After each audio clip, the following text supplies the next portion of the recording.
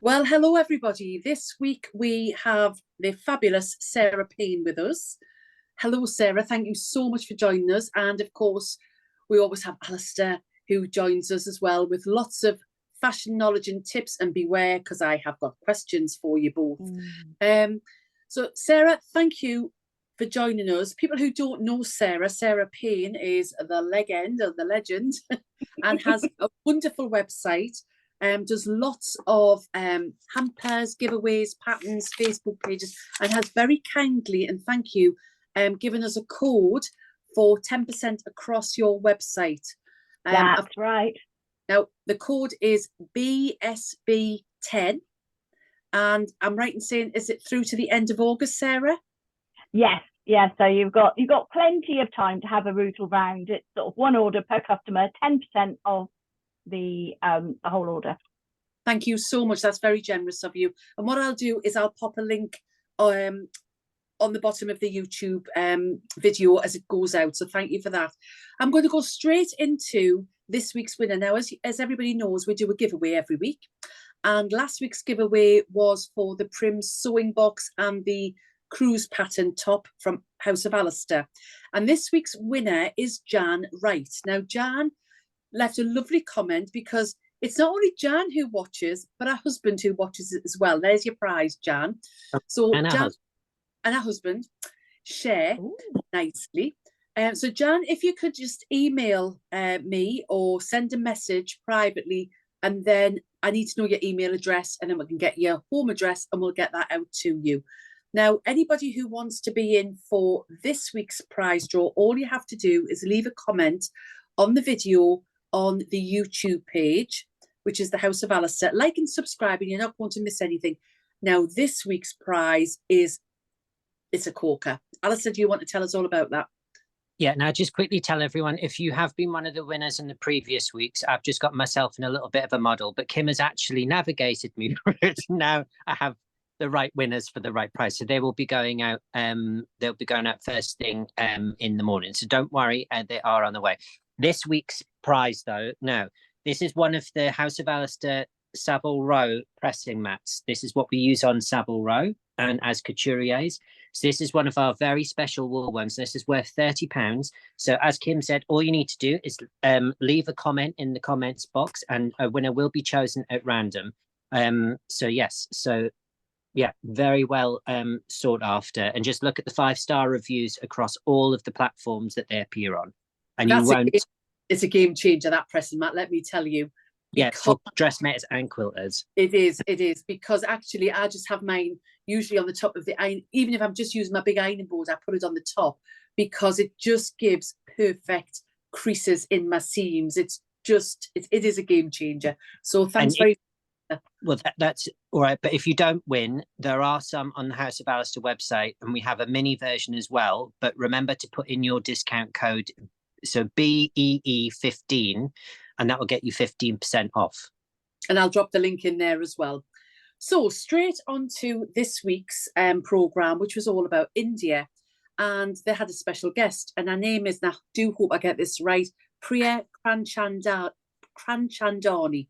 who I thought was an absolute star and really added to the programme. That's my personal opinion. Now, we'll go through each of the sections.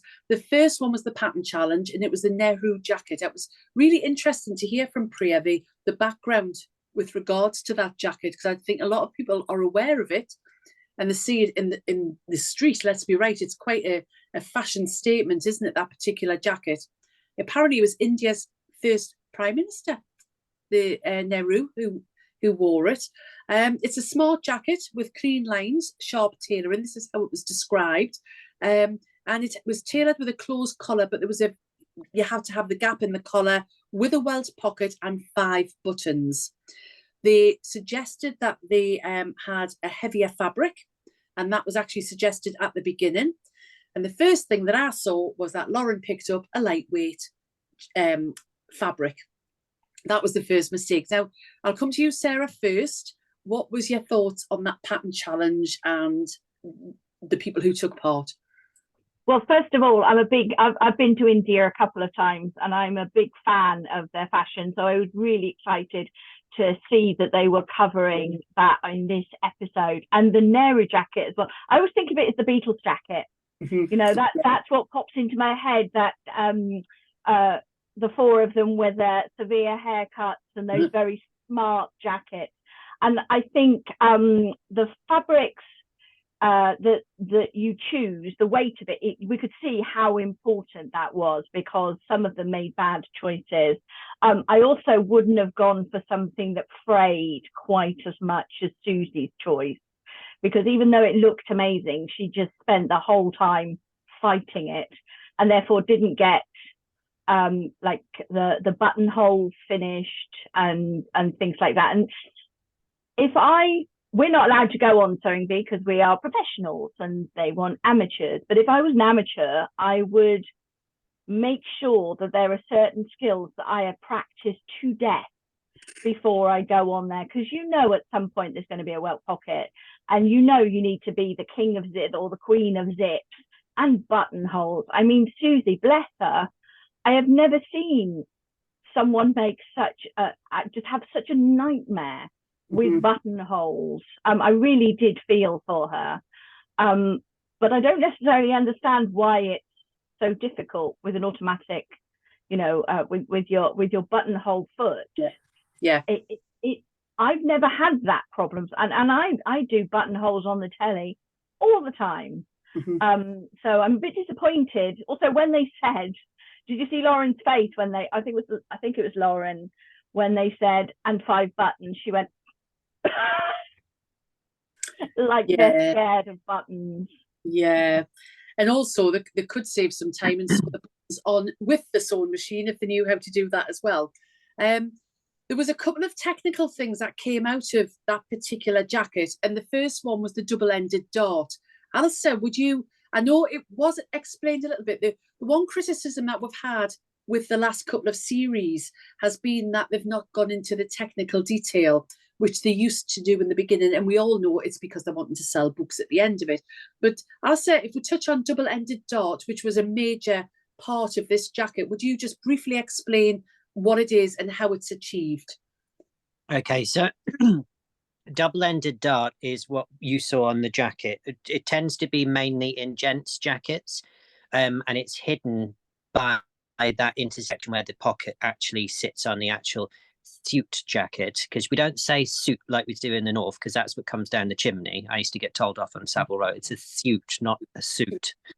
So the double-ended dart. Now, a really big shout out to everybody on the program that actually didn't backstitch at the tips, because that is the one thing that you do not want to do. You want to leave a very a nice around about 4 inches worth of thread at the top and the bottom. There was one particular contestant that said that you should start in the middle. You never start in the middle. You're never going to make that match. You're going to have a pucker right in the middle. You go from top to bottom. That's the key with it, and you leave your tails at either side. Now, Luke explained it, you know, on the program quite well in terms of. So when you actually leave the tails, when you actually press, you press the dart flat. Now, darts, just as a rule of thumb, darts always get pressed away. So if you've got darts in the front, you don't press them towards your belly button, you press them towards the side seams. And on the back, you press them towards the side seams as well. It gives a bit of an optical illusion. So when you actually see them, they actually dart away from you, so the excess goes away from you, and it's more flatter and it will give you a smoother curve. The reason why you leave the tails, when you press that dart open, if you had back stitched it, you usually get this tiny little sort of like dimple or hole right at the tip. What the actual because you haven't back stitched it, when you're actually pressing it, what that does is it actually alleviates the fabric and allows the stitching to actually do, then you tie it. But you must make sure you press it first, flip it over, and then on the back, then tie it once you're happy with the fact that the dart is really nice and smooth. That's great. That cleared that up, because I was very confused when I think it was one of the girls said start in the middle, and I've actually written it down about starting in the middle. So thank you for that. Now, the other thing that was a bit of a technical thing, and we'll talk about it, and we talk about it, know what we're talking about, is a welt pocket. So again, I'm gonna go to Alistair, Sarah, on this one. The expert. Could you explain the best way? I mean, personally, I would use the edge tape, the Vliseline edge tape on the back, and that strengthens that pocket straight away. The other thing I wouldn't do was cut the gap with the rotary cutter, which Susie did, and made it, a complete Henry's of it. And I think the other thing that came out quite clearly was check twice, cut once. And had a few of them checked, they would have realised that their pockets were actually upside down and inside out and not the right way. So in the main, a welt pocket is used on a waistcoat, in a jacket, top, like it was, would you say? Yeah, I mean, the best way to describe a welted pocket is it's a bit like a letterbox. So essentially you start with a long rectangle, which you draw out, and then in the middle of that rectangle you put a line. Now when you come to the corners, it sort of goes in that envelope shape, so you make two little lines. Now the best thing to do with that is make sure you put some interlining on the reverse before you've cut, before you've done anything. Then remark the rectangle. Then you place your pieces on the front. But the biggest tip that I can ever give somebody is, and I'll have to do this using paper. So I'm just going to take this piece of paper and I'm going to just quickly cut it in two. Now you can see I've not given them the questions beforehand, because if I do that, yeah, I'm just going to throw them in. This is what we've got experts for. So if you've got any questions moving in the future, send them to me. I will make sure I will throw them to our experts put you on the right. So to make a jetted welted pocket, if you like, the easiest way to do that is you get your two pieces of fabric, and for this purpose, because I haven't got a sewing machine, you would stitch a line of stitches all the way down the middle. Right. So I'm just going to pretend I've done that. So I'm just going to quickly fold that piece of paper over, and then I'm going to offer that onto here. I've just got some sticky tape, like Blue Peter today.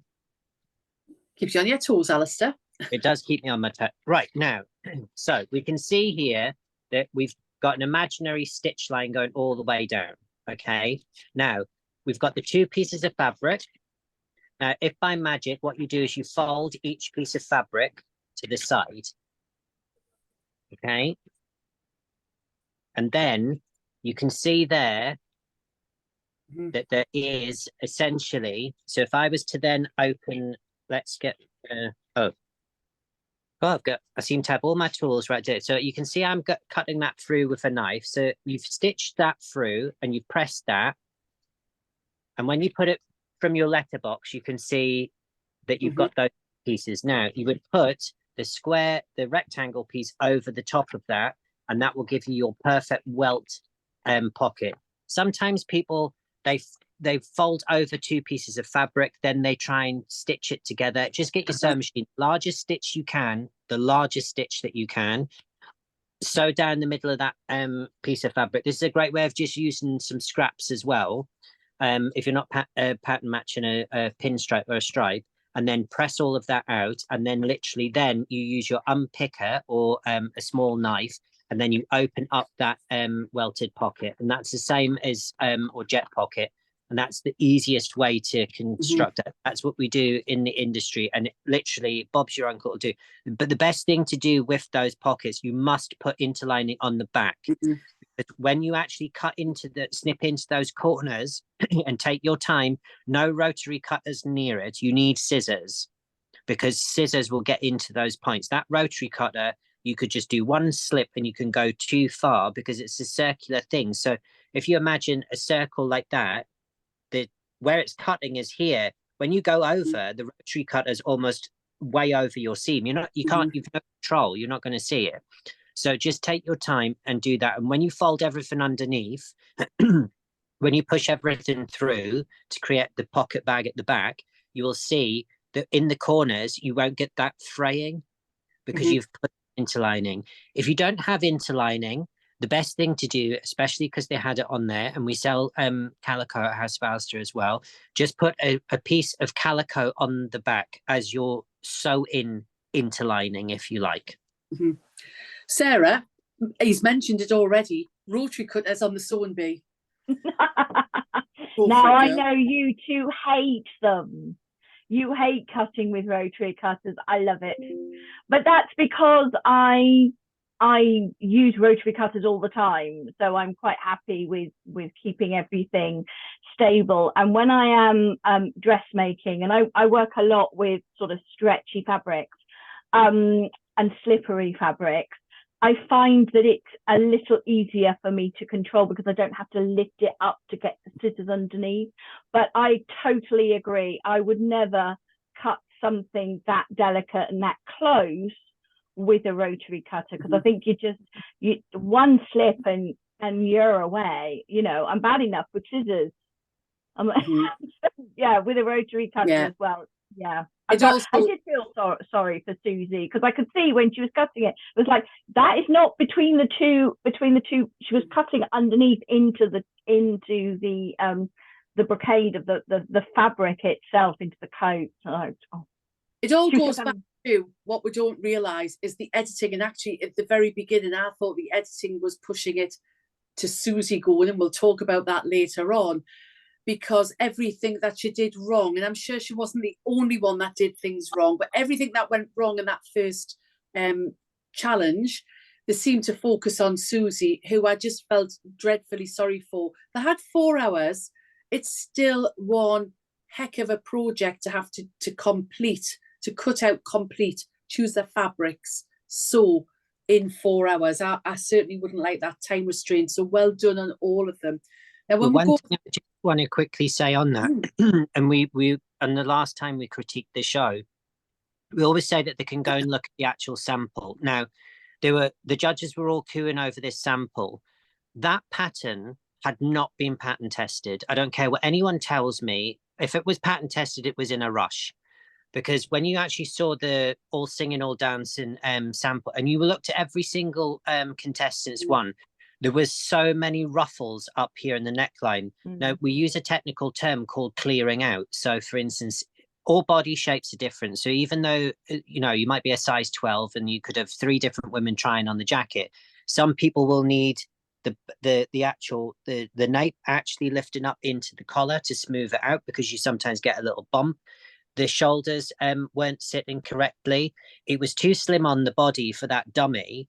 And also the pitch of the sleeve was completely out, even on the actual sample. And I could see that the pitch just wasn't right. So if you're asking them to produce, you know, a magic garment in 4 hours, but your own sample isn't actually standing up there and going, I am the perfect example of this item, I don't think they can really critique it, because I mean, it was so visible on camera as well, especially that sort of like khaki kind of color that they had on it, that wrinkling on the front.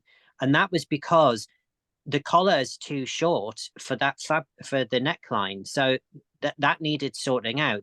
That would have been sorted if you just extended the collar ever so slightly and actually gave more in the collar. But they were trying to ease too much of the neckline into that stand collar, which is not going to work. Sorry, ran over. Yeah, you said that. So the person who was last on this challenge was Susie, and they really picked up on that fraying. And the person who won was Alex, which now, interestingly, Alex had chosen the blue linen, and then Lauren had chosen a different fabric initially, and it was quite a lightweight fabric. She realised it was lightweight.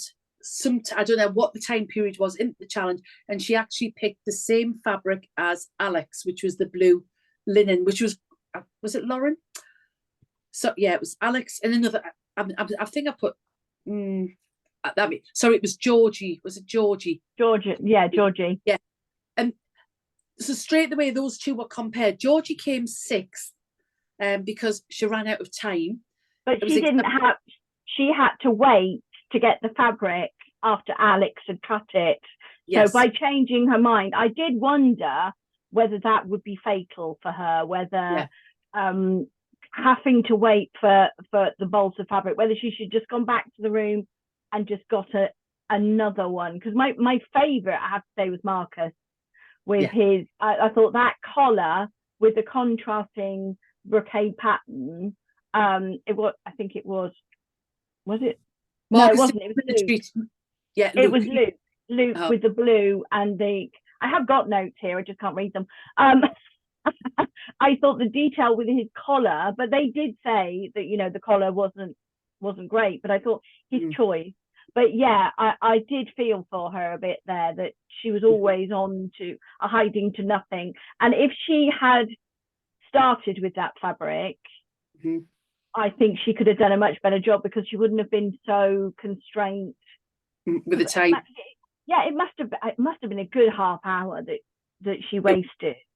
Yeah, and the other thing is I think one of the issues I have is if they know it's only a certain type of fabric that should be going for that particular project, why don't they, you know, in a shop you would go and you would have different styles and different types of fabric. Why don't they just point them in one direction? Because at the end of the day, it's a bit of a scrub.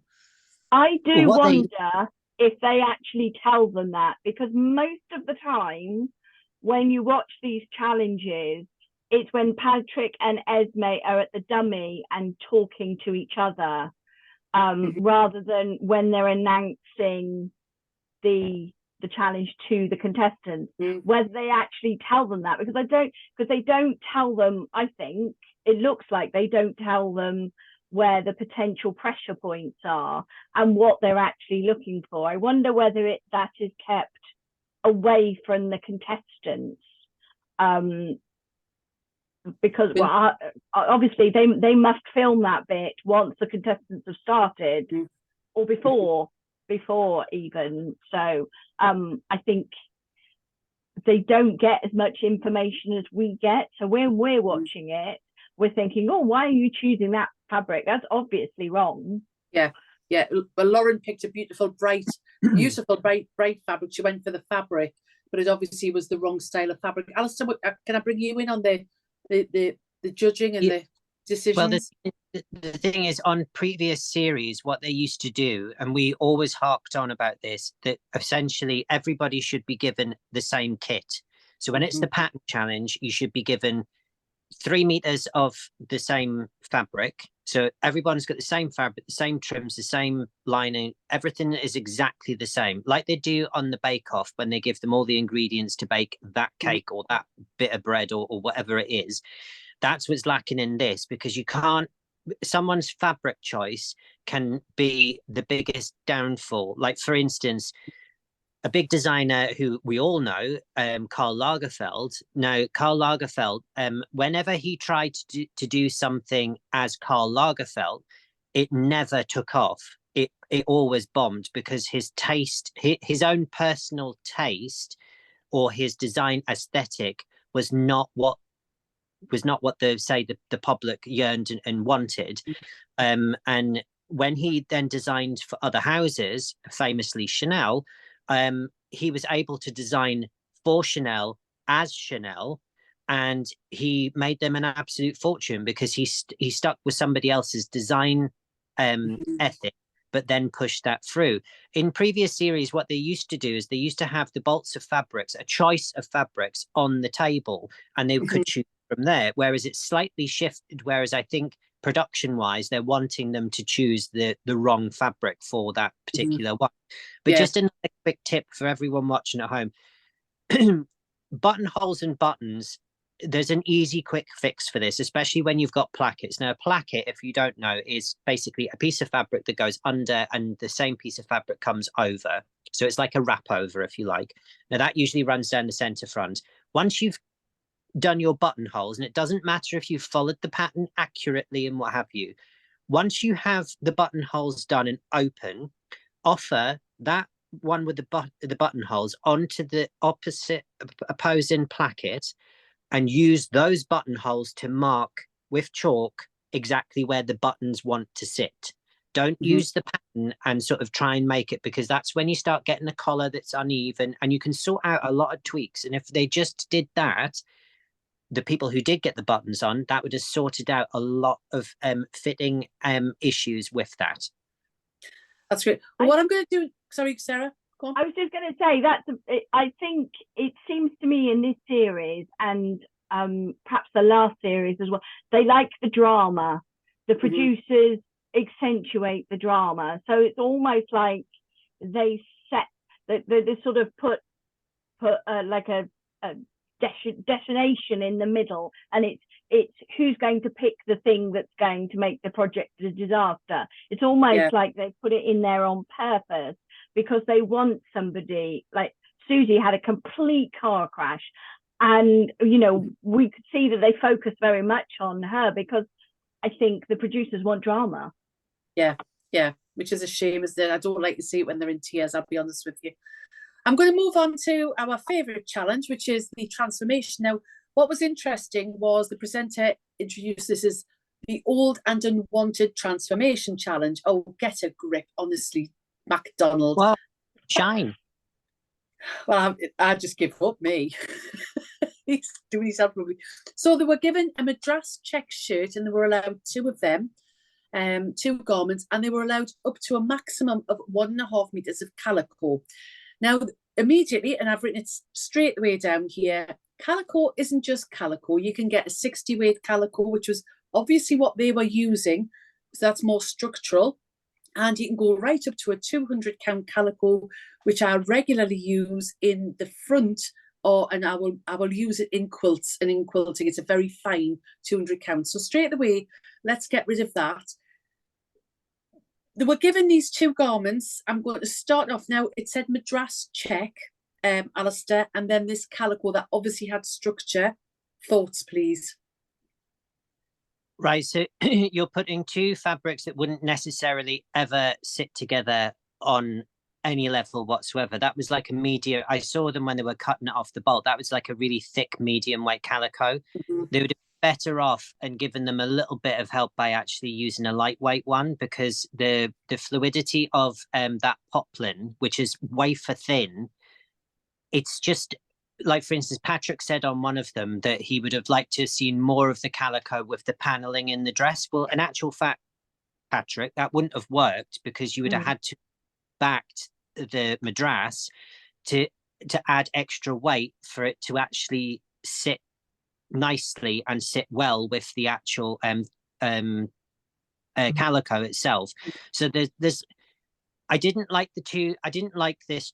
I'm not a big fan of the transformation challenge, as you know. This time around, I really did feel for them, actually, because it was a lightweight fabric and essentially a heavyweight fabric, and this was a design challenge. So you might be the best sewer in the world, but if you're then told to, right, you've got to you know, and it was specifically said it had to be an outfit. So they had to produce an outfit in an hour and a half. So they were allowed 2 shirts and 1.5 meters of calico. Well, a lot of them started draping, and then we started to see a lot of the same things happening again, where people were cutting off, you know, the plackets in the front of the shirt and using that as a distress detail. So I think they were very limited, but I didn't think it was well. I just think this series, season 10, they should have had some really cool innovative, because I can't say that. Innovative. Has to say it for me. Innovative. So you know what I mean. But of all the things that they could have taken from India, one of the most colourful places on the planet, in all aspects, culture, music, just vibrancy, just everything, the textiles, they chose shirts and calico. Yeah. That's where I'm going to leave it there. Yeah, Sarah? I agree completely. I mean, one of the things I loved about my trip to India was the embroidery, was seeing all of the embroidery work on saris, and just, you know, block printing. They could have done something with block printing, because the calico, let's face it, I love calico and I use it all the time. I embroider onto it. I use it as backing for quilts. Not necessarily a heavyweight fabric, a heavyweight calico, but it's boring, you know. And bringing in a check didn't make it any more interesting. I didn't feel. Alex, obviously, you know, she broke the rules and they don't like that. She didn't use calico at all. It was Alex, wasn't it? Yeah. It was. So she came, But they did say, last. I will say that they said it was, well, they had to combine it, so I'll give you that. But it was up to a maximum of 1.5 meters of calico. She didn't use any. So she didn't exceed 1.5 meters. She just didn't choose to use it. Again, when they discussed that they wanted to see the combination, how they used the two together, they did that. I believe they do that off camera and they don't tell the contestants. That's the feeling I get. So when you look at Alex and you think, what are you thinking? Don't do that. That's what they're judging you on. I don't think they know what they're being judged on. And she did make something that you would wear. I could, to be honest, I wouldn't wear calico, heavyweight or medium weight calico in a dress in the summer. But just because they're both from the same country doesn't mean they should go together. Exactly, yes. I mean, Alex, it wasn't on the sewing, it was the fact that she'd broken the rules, and so she therefore came 8th, which was a complete contradiction in the first challenge where she came first, because she made a rather wonderful job of her jacket. The winner of this particular challenge was Georgia. She'd used the sleeve of one of the shirts on one of the side of the tops. The calico's always going to ruffle really easily because it was such a heavyweight and structured. And she did a lot of multi-gathering, which they obviously liked. I think we could go on and on about this particular challenge. There are different weights. I think it gave the wrong impression. And like you, there are so many wonderful fabrics and inspiration from India. I was really disappointed in this, what they gave them. And that's not down to the contestants. That's down to the team behind who are actually putting all of these challenges together. So it's very much on them and certainly not on the contestants.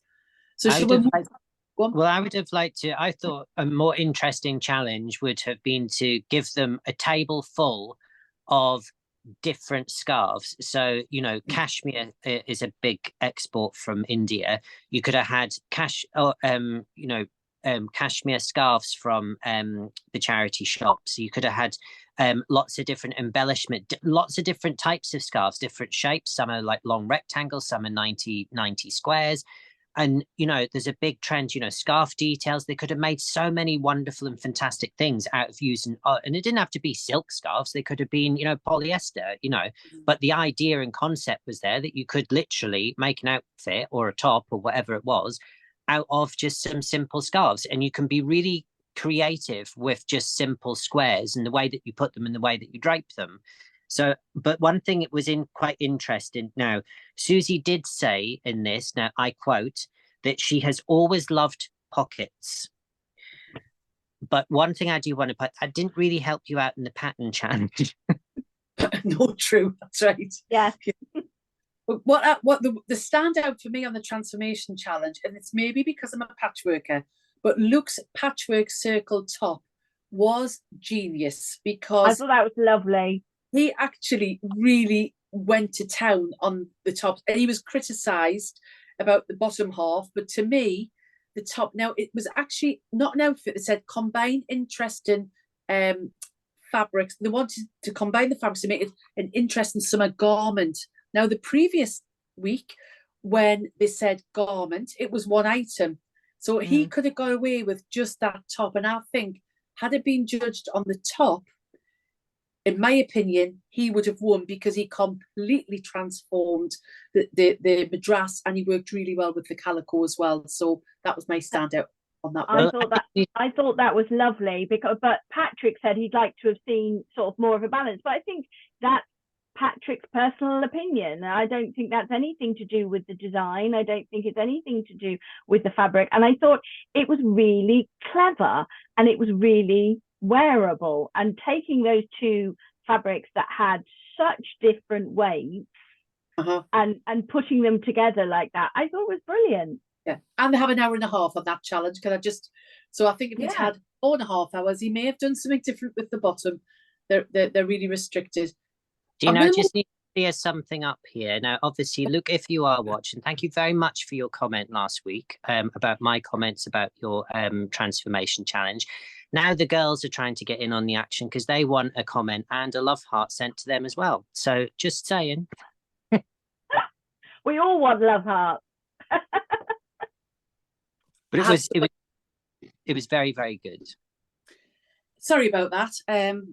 I thought I was on an aeroplane. I'm not on a big enough aeroplane on my phone. I'm going to move on to the fitting challenge. They used the word fitting. It had to be inspired by elements of a sari. They wanted pleating. This was Esme, pleating, tucking, draping. They didn't just want a dress with a bit of drape on. They wanted something with the wow factor. They had 4.5 hours. So if I go to Sarah with this one, what's your thoughts? Okay, I thought Susie, she had a bit of a nightmare again. You know, she went to all that effort of pleating it, and then she'd done two sort of that's probably the wrong movement for that, isn't it? But she'd done two bits of the bodice. They weren't mirrored, so she took that out. But she had drapes over the side that she had to take the pleating out of. And I think Esme kind of picking it up and going, oh, what happened there? I thought that was a bit unkind because it wasn't visible, and all around this one side, it was pleated beautifully and it worked wonderfully. And I thought it did have that sense of, you didn't look at it and go, sorry, but it had that history of it. So I thought she was a bit unlucky there. And again, it was Esme's point of view, which caused a problem. One of the dresses I really liked was Alex. I know she had trouble with her box pleats, but Patrick mentioned about them being a box pleat and they're not very sari-like, but it wasn't supposed to be a sari. You know, it's supposed to be a contemporary, if I'm correct, that's how they described it, a contemporary outfit. And a box pleat is as contemporary as anything else. So when he said, I know they weren't even and they really should have been, but when he said, and the camera went to her face and he said, that's not very Indian, I'd have gone.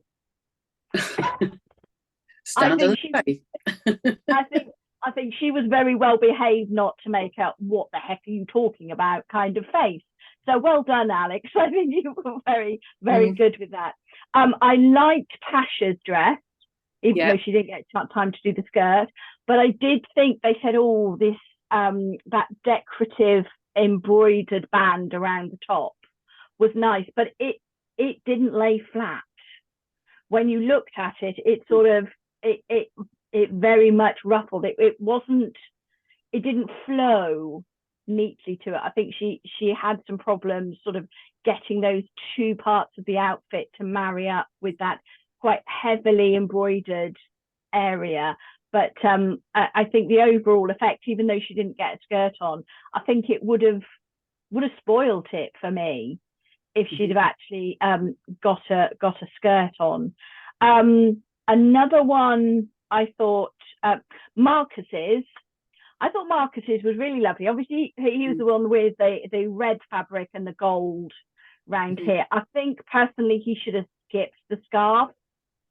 I know they said it's not very ruffly, but I thought the scarf it spoiled the silhouette and it looked kind of heavy and as an afterthought. And if he just skipped that, he could have got the zip finished. So at least she'd have done up at the side. Luke with his magnets, I thought that was good fun, but when I looked at it, I thought that looks so bulky at the front. She was wearing that what turned out to be a tiny dress, you know, the pink outfit, and then this very large piece of vintage sari fabric that sort of went over the shoulder. But when the model turned round, it sort of stuck out. You know, I don't think it was flattering, and it wasn't my favorite thing that he's made. and I was a bit, because he said he was going to do drag and there was going to be surprise, I think maybe he laboured that too much and he went for the wow factor without really thinking about how the outfit hung once he removed that metal, the magnetic clasp. I don't know what you think. Can I just say, what we're talking about, Wendy Gardner was on last week and gave a fabulous tip with regards to anybody sewing with beads, particularly when it was on the fabric, and that was to use the hammer. Yeah, hit it with a hammer. Yeah, I wished they'd heard that. Obviously, they hadn't, rather than sitting unpicking all the beads. Yeah, because if you try unpicking the beads, usually, like especially if it's tambour embroidery, it's all flipped in like this. If you hit it with a hammer, it seems more destructive, but you don't break the row of stitching. That's so it, it's not going to come undone. But it's always with beads and heavily heavily decorated saris, it affects the way it hangs, and it does make it a nuisance to stitch. What about you, Alistair? So I think a lot of them got inside their heads. And the reason why I'm saying that is when you look at beautiful sari fabrics, and bearing in mind, saris, like African Dutch cottons, they are sold in like a mini bolt, if you like. So they're, like 5 yards or 9 feet long, if you like. And it's a sari is a one whole piece that's used to drape around. So, and we do also have a similar thing in Scotland where, your dress tartan, you would wear almost like a sari, if you like, sari-esque, where you do drape it around yourself. I just think when you look at sari fabrics and you look at how beautiful and intricate and some of the embroidery actually is, sometimes people can get a bit sort of like, oh, I'm not quite sure what to do with it because it's that fabric so beautiful. I don't really know what else to sort of do with it. But if you just move away from that and just think fabric is fabric and look at it as just fabric, then I think a lot of them could have created a lot more. There was a lot of things where it was sort of like a Western sort of evening dress, and the detailing was because it had to be integrated. I think that was another struggle that some people had. It was like, well, how do I integrate something that's draped? And essentially, you just need to be a little bit clever about it. I thought looks was actually, I like a bit of drama. And I think that, it was nice that there was a bit of fun on the catwalk, and there was sort of like, the reveal, as we say in RuPaul's Drag Race. So, there was that little element of, it looked very traditional when you sort of coming down, and then you wick it off, and then you could have been in, Newcastle Big Market, that evening. It's as simple as that. You could go to, one of your friends' Indian weddings, and then afterwards, that's what you do. I thought that Alex's, I thought, I loved the colors in that one, but again, that's personal preference. The fabric, I can feel for him. I think she could have gotten extra points for the box pleats because of the fabric she was using. The fit was there. The fit was lovely. It was a beautiful color. But that hammered satin, that would have been quite difficult in that time to actually use. A lot of them did use sands. Marcus's, I thought, I really loved the colors, but again, that fabric was going to be a bit of a nightmare to actually fit and to actually work with. Now, Susie's, a very quick way of being able to do what Susie did, rather than all those pins in those pleats, would be to use your sewing machine, take a larger piece of fabric, or even a shorter piece, maybe 20, 30 centimeters long, because you're only doing a bodice piece. They weren't deep pieces. And use the sewing machine in a guide and stitch all the way down, but do pin tucks, but using the sewing machine.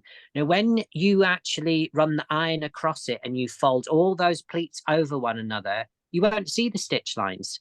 And it will keep it all nice and even in one place. Then she would have been able to have placed her pattern pieces on top, and then she would have seen that she would have made that mistake. But she spent an awful lot of time delicately pinning those together, which, because you don't have that straight line of seam in on the actual pleat, it's not going to lie as flat as you want it to. So we do when we're draping on the dummy. So for instance, a lot of like bridal chiffon work that you do on the front, before you actually line out the corset and the actual dress, we will lay all those pieces on top, and we will then create all those sort of like pleats within the chiffon over the actual dummy itself. And then we trim all the way round, we baste all the way round the bodice and also the bottom of it, and then we cut all of that off, and then we add the rest of the dress onto it. So there's little ways in which you can do that. Pasha's, I did like it a lot, but I just didn't think there was enough of. I didn't think there was enough of the sari. I think the sari element kind of got lost with a lot of them. Georgie's, again, that was like an evening dress with a scarf that was placed on the top. It was very, very pleasant. The sound was nice. Aisha's, it was a nice. Yeah, so it was a nice concept. Yeah, the orange with the cutouts on the side. Yeah, and I thought it was lovely.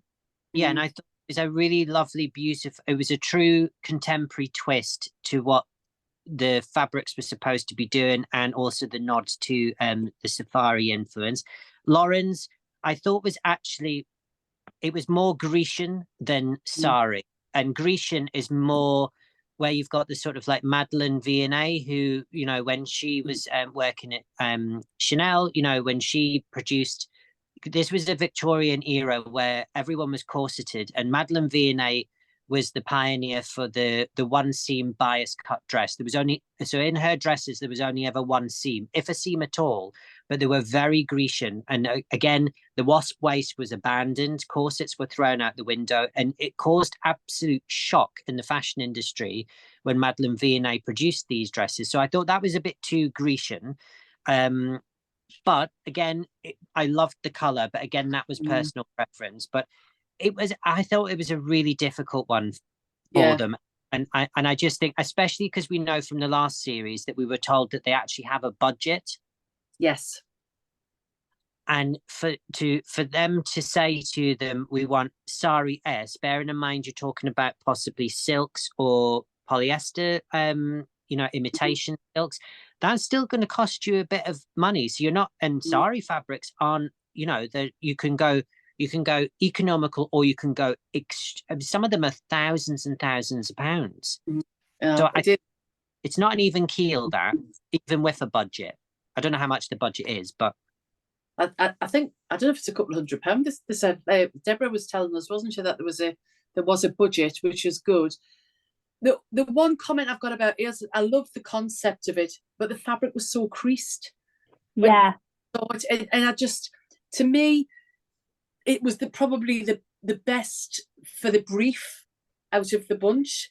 I didn't think there was one standout winner on this particular challenge. And in the past, what we have seen is it doesn't necessarily have to be that last garment as garment of the week. They do seem to be focusing on that as the last garment of the week. If anything, I thought the Nehru jacket that Alex had made in the pattern challenge was beautifully executed. She did a really good job of that one. So I would argue that, yes, Ailsa's dress was lovely, but not necessarily my garment of the week. I would move it from a different challenge. Lauren went out. Now, when they talked in the debrief, the two in the bottom two was Susie and Lauren. I have to say I was surprised Susan didn't go out because of the editing that was going on. And the two in the top were Ailsa and Luke. They were the two in the top. So what did you think about Lauren going? Sarah, I'll come to you first. I kind of looked at that last dress, and I've written down here, it looks like a Greek goddess, which is lovely for a different challenge. But also she had hanging threads off the hem of that headpiece. It wasn't finished, and it wasn't finished quite badly. But then also I'm thinking Marcus, I mean, he had a big gap in the zip didn't go up. So, you know, it depends on what you're judging it on. I think if you're judging it on it's not finished, then maybe Marcus should have gone out. But he did do one that fitted the brief more. So unfortunately, yeah, I think Lauren was actually definitely on her way out, which was a shame because I thought it was beautiful with the headdress. It looked amazing on the model. It just didn't meet the brief, and I think the brief is more important than technique and finishing. I also think that the time on this one, it was only 4.5 hours. I think this should have been maybe a 6-hour challenge. Yeah. Or certainly another hour at least, because they had 4 hours for the jacket and only 4.5 hours for this challenge. And some of them, technically, there was quite a lot to do in this particular one. I know that we argue that they have the opportunity to practice, but what we also know from previous contestants is that some don't think that they're going to last till the end and don't necessarily practice them. Whereas Susie on the first challenge, I think first or second challenge, openly admitted she'd practiced it 7 or 8 times and had 7 or 8 of those dresses. As time goes on, they may be thinking, well, am I going to spend that money, etc., and do I want to spend that time because I'm not going to get there? So yes, what was your thoughts, Alistair, on the winner and the loser? So I know that Susie and Lauren were in the bottom two, and I it's a bit bittersweet. I sort of agree and sort of don't agree. Like Susie and other challenges has delivered. I mean, it's all in editing. Like a couple of weeks we saw that Marcus was edited quite a poor light. He actually wasn't paid as much attention to in this the rest programs. So you got to take it a little bit with a pinch of. The thing is, I think because this is a competition and the biggest thing for this is time management. So if you're a bit of a scatterbrain, which I can be sometimes as well, but for instance, when I'm prepping for a TV show, stop talking. You know, that giant hook comes out from behind the camera and pulls me off. But literally, I just think it is such a shame because, for instance, like Dom, you know, he methodically will sit there and he will get something done. But if you're in time constraints and you have to get something done in a particular time, you can't just keep extending the boundaries. There has got to be a cut-off point. So looking back at it, I think, well, possibly that might have swayed them and considered it. But I think Susie just had a really awful really awful week. I don't know, maybe she got into her head a bit too much. But when I looked at this program isolated, I don't know, it was for me it was a bit of well, obviously it was going to be one or the other. But I was leaning more towards Susie going because I just thought the level of, say, mistakes and execution on this particular week, it wasn't like one of the challenges she wasn't on her game and brought it the next day. It just didn't quite work for her this week. So I was a little surprised. Yeah, I was a bit surprised. So next, but I think though, when you go back and watch the previous episode, if they focus on someone having disaster, the probability is that person isn't going out.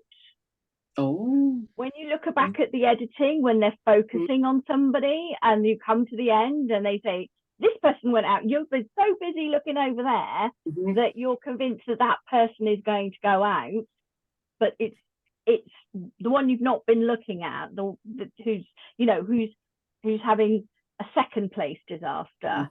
And I think that's quite often the case, and I do find myself watching it and going, well, they're trying to tell me you're going out, but I bet you're not. I bet somebody else is going out, and 9 out of 10 times you'll be right. Yeah, which is what they did in the first challenge. Susie was definitely on her way out if you'd listened to editing. So next week is Kids Week. Oh, God bless them. Sequins in a pattern, zoology transformation, and a visit ancient history in the final challenge. I have no idea what's going to come next week at all. Have you got an outstanding winner, Sarah? Or have you got somebody who you're champion in this series? Yeah, I think I really like Luke and Marcus. I like those two. They're my favourite at the moment. I did think early on I thought it would be Susie, but I think Susie keeps repeating. She didn't this week, but she keeps repeating what her safe space is. It's like Elsa sticks with the colours that she's comfortable with, and whereas I think Luke and Marcus do kind of push the envelope a bit more. You know, if it's like with the Nehru jacket with the contrasting collar. I think was it Luke or was it Marcus who did that? I've written it down somewhere. I can't remember which one. Luke with the contrasting color. I think he just pushes the envelope a little bit more, and I like that. Yeah. Okay, so thank you so much, Sarah, for joining us. We've got another special guest which joining us next week. Sarah, don't forget, has got her own website. I will put the links on, and she's very kindly offered 10% across the board on her website at the end of August. Alistair has, I'll put the links on for the press and mat, which is a game changer. Some of them need to be using this, and the calico, as well as you've got 15% off yours. So all I can say, Sarah, is thank you so much. Look after yourself, my darling, and we will see you very, very soon. Bye-bye, Alistair. See you soon. Hey, darling. Bye-bye. Bye.